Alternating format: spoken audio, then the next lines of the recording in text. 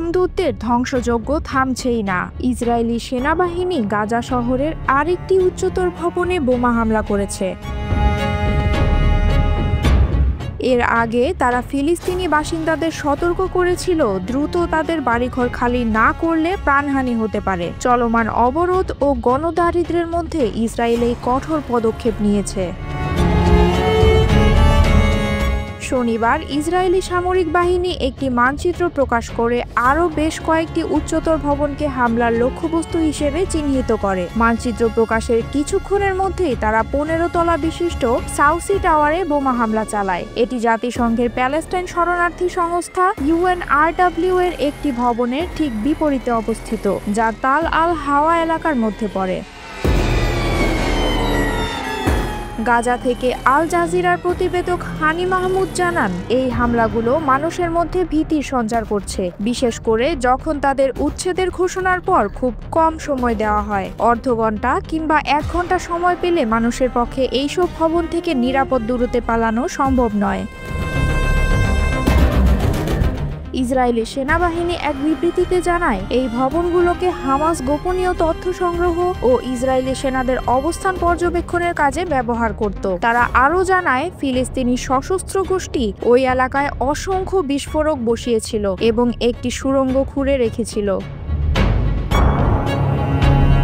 গাজার সরকারি সংবাদ সংস্থা এই দাবিগুলো পুরোপুরি অস্বীকার করেছে। তাদের বক্তব্য, এটি একটি সুসংগঠিত বিভ্রান্তিমূলক কৌশল, যা অধিকৃত এলাকায় বসবাসরত নিরীহ সাধারণ মানুষ ও বেসামরিক অবকাঠামোকে হামলার সুযোগ দেওয়ার জন্য প্রয়োগ করা হয়। তারা আরও জানিয়েছে, ইসরায়েল ইতোমধ্যে গাজার প্রায় 90% অবকাঠামো ধ্বংস করেছে।